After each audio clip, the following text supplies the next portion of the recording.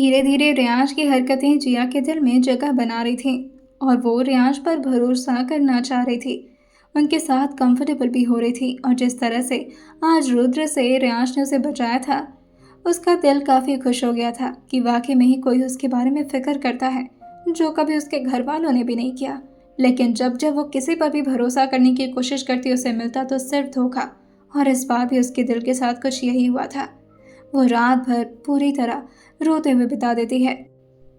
वहीं अब अगला दिन होता है और अगले दिन शूटिंग स्टार्ट की जाती है।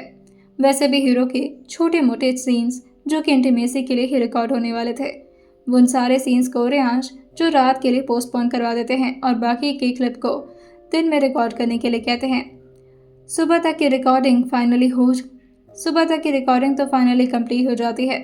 जिया जो रियांश को पूरी तरह से अवॉइड करने की कोशिश कर रही थी, आज पूरे माहौल में एक डर का सिलसिला घूम रहा था, क्योंकि सबको न्यूज़ में खबर मिल गई थी कि रुद्र को किसी ने मरवा दिया है।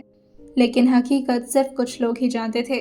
वैसे तो सबको पता था कि ये काम रियांश का ही है, लेकिन कोई इस बात को जानने की भी हिम्मत नहीं कर सकता था। बोलना या सोचना तो दूर था, लेकिन जिया को तो सब कुछ पता चल गया था। वो चाहती थी कि वो किसी पुलिस ऑफिसर से जाकर के रियांश के बारे में कंप्लेन कर दे, लेकिन उसे डर था कि अगर वो किसी पुलिस ऑफिसर के सामने भी जाएगी तो ऑब्वियसली सबसे पहले तो वो खुद पकड़ाएगी। वो बस रियांश को अवॉइड कर रही थी, लेकिन रियांश जो उसके ठीक बगल में आकर बैठते हैं और उसके कंधे पर टैप करते हुए कहते हैं, क्या बात है, आज मुझसे लड़ाई नहीं की तुमने? जिया जो अपनी जगह से खड़ी होते हुए कहती है, मुझे कुछ काम है। अभी शाम ढल रही थी, मौसम काफ़ी ठंडा हो रहा था और वो लोग एक गार्डन एरिया में बैठे हुए थे जो कि उसी महल में था। सामने नीली नीली पानी जो कि धीरे धीरे हवाओं के साथ बह रहे थे। वहाँ पर एक खूबसूरत सा बड़ा सा स्विमिंग पूल था जिसके किनारे किनारे जिसके पूरे बॉर्डर पर एलईडी लाइट्स लगे हुए थे। जिया जो अपने फ़ोन को देखकर आगे बढ़ रही थी, वो बस रियांश को इग्नोर करने की कोशिश कर रही थी, ना ही वो फ़ोन में कुछ देख रही थी। लेकिन तभी रियांश अचानक से चिल्लाते हुए कहते हैं, संभल करके। जिया जो भी अपने एक कदम और आगे बढ़ाती तो वो स्विमिंग पूल के अंदर पहुंच जाती, लेकिन रियांश ने उसे रोक दिया था, जिसकी वजह से वो पीछे होते हुए कहती है, हाँ हाँ थैंक यू। और वो फिर रियांश को इग्नोर करके जाने लगती है। थोड़ी देर में सबको रेस्ट मिलता है और अब फिर से शूटिंग का टाइम स्टार्ट हो जाता है। अक्षय जो रियांश के बगल में आकर बैठते हुए पूछता है, वैसे मुझे समझ नहीं आ रहा कि आखिर तो किस हीरो को रखने वाला है। हमारे आसपास तो कोई ऐसा नहीं है जो उस हाइट का हो। तुझे पता है वो हाइट कितने मुश्किल से मुझे मिली थी। पर्सनालिटी भी ठीक ही ठाक थी उसकी। रियांश कहते हैं, खाक ठीक थी, इतने अच्छे तरीके से उसको कपड़ा पहनाया गया मगर फिर भी दिखने में जोकर लग रहा था वो। और शॉर्ट निकालने के बाद तो उसकी बॉडी, ऐसी पसली बॉडी को लेकर के हम हीरो का रोल नहीं दे सकते। अक्षय जो कहता है, तो दिखा कोई दमदार बॉडी वाला। रियांश जो खड़े होते हैं और अक्षत की तरफ घूम कर देखते हुए कहते हैं, तुझे नहीं पता है कि यहाँ पर सबसे अच्छी पर्सनालिटी किसकी है? रियांश के इशारे को समझते हुए कहता है, मेरी बात कर रहा है क्या? यार मैं माना कि उसकी लाइफ का रियल हीरो हूँ, लेकिन एक्टिंग में भी ठीक हूँ, लेकिन यार अगर मैं ही एक्टिंग करूँगा। अभी वो अपनी तारीफ पे तारीफ करता कि तभी रियांश उसको रोकते हुए कहते हैं, अपनी बात मत कर, तो वैसे भी 6 फुट का बंदा है, 6'4" हाइट मेरी है। जैसे ही अक्षत की कानों में ये बात पहुंची थी, वो एकदम से अपने चेहरे को इधर उधर करते हुए कहता है, हैं तू उसके साथ मेरा मतलब तू कैमरे के सामने जाएगा? तुझे तो कैमरा बिल्कुल भी पसंद नहीं था। रियांश जो कहते हैं, तो अक्षय जो कहता है, तो मतलब तुझे एक्टिंग करने का भूत सवार हो गया? तुझे तो कोई इंटरेस्ट भी नहीं था एक्टिंग में, और तू तो मूवी में बस यूं ही इन्वेस्ट करता रहता था। आखिर इतना अच्छा कब से लगने लगा कि तू खुद मूवी का हीरो बन रहा है? रियांश कहते हैं, ये बात पब्लिक नहीं होगी और कैमरे को हाइड करके रूम में रखना।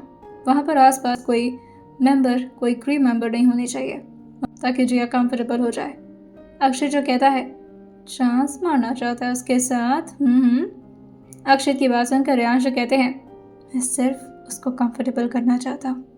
और वो रुद्र के साथ बिल्कुल भी ठीक नहीं महसूस कर रहे थे। ज़बरदस्ती नहीं कर सकते हम उसके साथ, क्योंकि ज़बरदस्ती में वो फील नहीं आता। अक्षय जो कहता है, वैसे शेडो इफेक्ट देना है? रेयांश कहते हैं सिर्फ हीरो का चेहरा शेडो इफेक्ट में रहेगा, चेहरा दिखना नहीं चाहिए। अक्षय जो कहता है ठीक है, हम उस एंगल में शूट कर लेंगे, पूरे कैमरे में अच्छी तरह से कैमरा लगवाता हूँ मैं, तू तैयार हो जा। शर्ट उतार करके और ये बोल करके वो वहाँ से चला जाता है, लेकिन अपनी मुट्ठी कस के बंद करते हुए अपना गुस्सा पीते हुए कहता है नहीं, तुम और जिया क्लोज नहीं हो सकते। वैसे भी उस लड़की को बहुत मुश्किल से पटा है मैंने।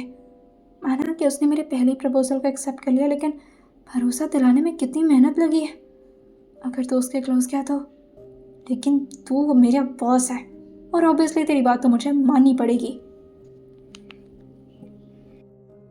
लिसनर्स, आ चुके हैं आप लोगों के लिए माफिया स्टाफ डिवाइड का न्यू एपिसोड। तो चलिए शुरू करते हैं इसे। अब तक की कहानी में आप लोगों ने सुन लिया था कि रेयांश का आइडिया कुछ और ही था और वो अपनी प्लानिंग पहले से ही बना रखे थे, और अक्षत को ज़बरदस्ती उनकी बात माननी पड़ती है क्योंकि वो उनके अंडर में काम किया करता था।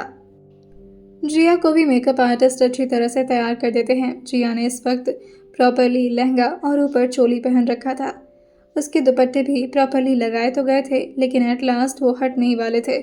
जिया को ये सब थोड़ा अजीब तो लगता है, लेकिन फिर वो गहरी सांस भरते हुए कहती है पता नहीं आज क्या होने वाला है, आज अच्छे से अगर सीन नहीं दिया तो फिर प्रॉब्लम हो जाएगी।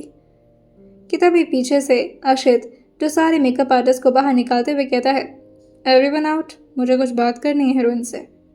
जिया जो अक्षित का बात सुनते हुए कहती है अच्छा वो आप आ गए, बहुत डर लग रहा है मुझे। और आपको पता है रेयांश सर ने मुझसे बात करने की बहुत कोशिश की, ऐसा लग रहा है ना कि वो एक सीरियल किलर है और उनका नेक्स्ट टारगेट मैं ही हूँ।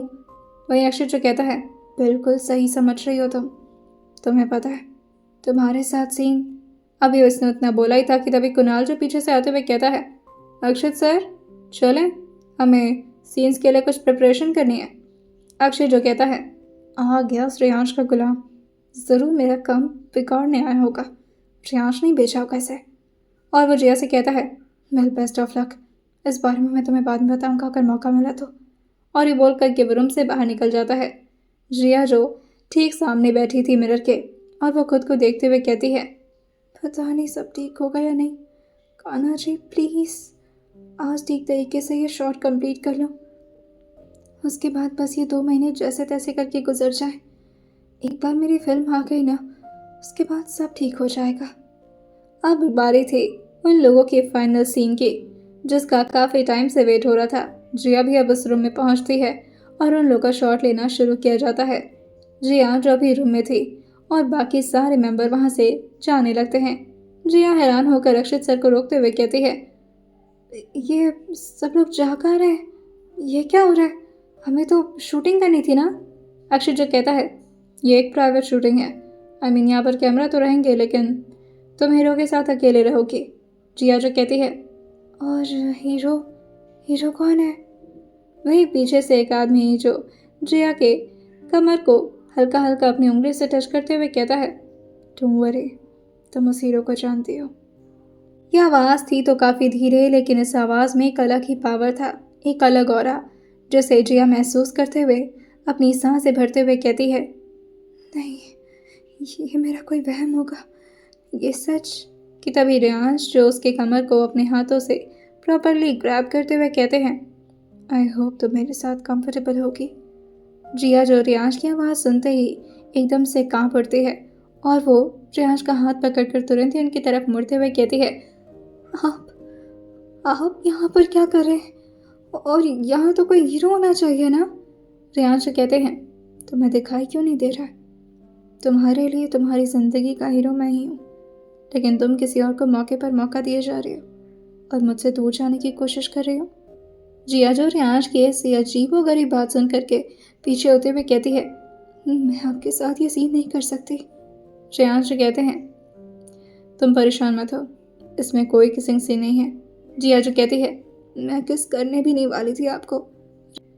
रेयांश से कहते हैं अब तुम मुझे गुस्सा दिला रही हो और पीछे भागने का कोई मतलब नहीं है, तुम्हें क्या लगता है तुम चाहकर भी मुझसे दूर हो सकते हो।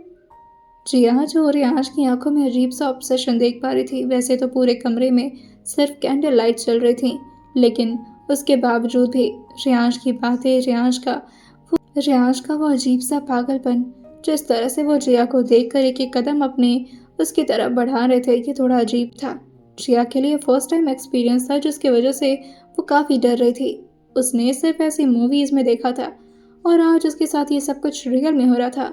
लेकिन तभी जिया को याद आता है कि ये तो एक्टिंग है और उसे सिर्फ नॉर्मली रिएक्ट करना है उस पर, ना कि उसे अपनी रियल लाइफ को ऐसा समझना है। वहीं रियांश उसको जोर से अपनी तरफ खींचते हैं और फिर से उसी पोजीशन में आ जाते हैं जिस पोजीशन में उन लोग का शॉट लिया जाने वाला था। रियांश के चेहरे पर कैमरा फोकस्ड नहीं रहता, लेकिन उनके चेहरे को शैडो इफेक्ट के साथ दिखाना था। उन लोग की शूटिंग जारी रहती है। रियांश का हाथ धीरे धीरे जिया के कमर से उठते हुए उसके चेस्ट की तरफ आता है और फिर रियांश उसको पूरी तरह अपनी बाहों में भरते हुए पीछे से ही उसको उसके गाल पर किस करते हुए कहते हैं, मैं तुम्हें बहुत खुश रखने वाला हूँ। और ये बोलकर उसके बाजू को वो अपनी तरफ घुमाते हैं और उसके होठ पर धीरे से अपने होठ को रखने वाले होते हैं कि तभी जिया जो धीरे से कहती है, ये सीन में नहीं है। रियांश कहते हैं, तो हम ऐड कर देते हैं ना। जिया के लिए काफ़ी ताज्जुब भरी बात थी कि रियांश का जो कि वो ऑरा उसने कल रात देखा था कि अपने हाथ से वो हीरो को मार दे रहे हैं, जो कि दिखने में इतना डरावना था। उसके हाथ इस वक्त जिया के शरीर पर थे, लेकिन उसे अजीब नहीं लग रहा था, उसे डर भी नहीं महसूस हो रहा था। इवन रियांश की बाहों में उसे एक कंफर्ट जोन मिल रहा था, जो उसे अपनापन जैसा एहसास दिला रहा था। जिया जो अपने चेहरे को धीरे से ऊपर की तरफ करते हुए कहती है, नहीं, मुझे ये नहीं करना। रियांश कहते हैं, वाकई में ही नहीं करना। जिया जो पूछती है, आप ऐसे क्यों बोल रहे हैं, ये सीन में नहीं है तो बस बात खत्म। वही रियांश अभी उसकी तरफ थोड़ा झुकता है कि तभी बाहर से दरवाज़ा खुलता है और सब लोग जोर से ताली बजाते हुए कहते हैं, वाओ व्हाट अ सीन, कितना अमेजिंग रिएक्शन था जिया तुम्हारा।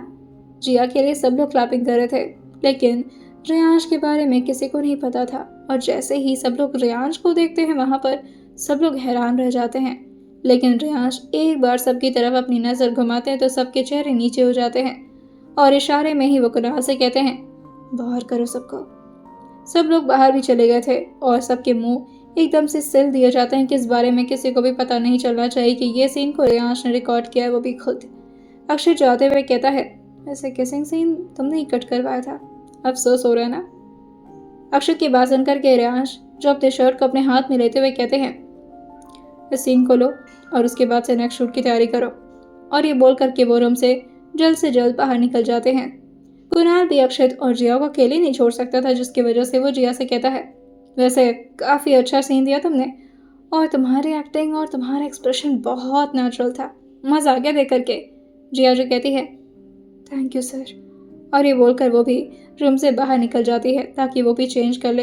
रात ज़्यादा हो गई थी, जिसकी वजह से चेंज करके सब लोग थके थकावट में आराम से जा कर के सो जाते हैं। लेकिन किसी की आंखों में नींद नहीं थी और वो थे रियांश अग्निहोत्री। दूसरी तरफ जिया को भी बार बार ये सोच कर के अजीब लग रहा था कि ऐसे क्रिमिनल के हाथों से टच होने के बावजूद भी जिया को अजीब क्यों नहीं लगा। इस बारे में वो अपनी फ्रेंड से बात करना चाहती थी, लेकिन फिर वो फ़ोन को अपनी साइड में रखते हुए कहती है, मैं ज़्यादा ही सोच रही हूँ, मैं शायद कैरेक्टर में आ गई होंगी, दैट्स इट। और ये बोल करके अपनी आंखें बंद करके अपने आप को पूरी तरह से ब्लैंकेट के अंदर कवर करके सो जाती है। और अब ऐसे ऐसे करके 2 महीने बीतते हैं। अक्षित और जिया में वैसे तो इमोशनली कनेक्शन बढ़ रहा था, लेकिन उसके साथ ही रियांश की जेलसी उन दोनों को ज़्यादा क्लोज होने नहीं दे रही थी। वैसे भी हीरो का सिर्फ 1 दिन का ही शॉट होने वाला था और बाकी टाइम में तो जिया को ही परफॉर्म करना था। जिया अपनी बेस्ट एक्टिंग देती है, जितना बेहतरीन से बेहतरीन वो कर सकती थी। वैसे भी ये मूवी उसके रियल स्टोरी से काफ़ी मैच कर रही थी, जिसकी वजह से वो कैरेक्टर को और अच्छे से फील कर पाती है और एट लास्ट वो अपने मॉम डैड को प्रूव करते हुए एक आज़ाद परिंदा बनती है, जिससे उसके घर वालों ने हमेशा पिंजरे में कैद करके रखा था। वो हीरो जिसके साथ उसकी शादी हुई थी, उसने उसे बहुत प्यार से रखने का वादा दिया था, लेकिन उस लड़की को अपनी ज़िंदगी अपनी बदौलत जीनी थी, किसी और के सहारे नहीं। अब 2 महीने जैसे ही कंप्लीट हुए थे, सब लोग काफ़ी ज़्यादा खुश थे और आज फाइनल सीन होने वाला था, जब वो कैरेक्टर मीरा जो कि मुंबई के एक कॉलेज में आती है और उसने अपनी डिग्री कंप्लीट कर ली थी, जिसका उसे अपने घर वालों से बिल्कुल भी परमिशन नहीं मिलता, लेकिन ज़बरदस्ती उसने ये काम कर दिखाया था। शूटिंग के लिए मुंबई में पूरी तरह से प्रेप कर लिया गया था और अब शूटिंग की बारी आती है। अक्षय जो चिल्लाते हुए कहता है, लाइट्स, कैमरा, एक्शन। और कैमरे के ठीक सामने एक मोटा आदमी जो कि एक बोर्ड को लिए हुए तेज से चिल्लाते हुए कहता है, सीन 5002 टेक 1। और कैमरा फोकस्ड होता है जिया पर। पीछे के बैकग्राउंड में पूरी तरह कॉलेज का कैंपस नजर आ रहा था और जिया इस वक्त स्टेज पर खड़ी थी। बहुत सारे स्टूडेंट्स वहां पर थे। जिया जो अपने कॉलेज ड्रेस में थी और अब वो डिग्री होल्डर बन चुकी थी। वो माइक को धीरे से पकड़ती है और उस पर अपने हाथ से 2 बार टैप करती है और फिर अपना गला क्लियर करते हुए कहती है, वैसे मुझे समझ नहीं आ रहा है कि मैं किस तरह इतने सारे लोगों के सामने बात करूं। वो क्या है, मेरी आदत नहीं है और मेरे घर वालों ने हमेशा मुझसे यही कहा है कि ज़्यादा बातें नहीं करती हैं लड़कियां। मुझे अक्सर लोग कहते थे, ज़्यादा सपने मत देखो मीरा, तुम लड़की हो। पर सपने तो आंखों में पलते हैं, ना जात देखते हैं और ना जेंडर। एक वक्त था जब मुझे सोने के पिंजरे में बंद कर दिया गया था। सुंदर था, महंगा था, पर पिंजरा था।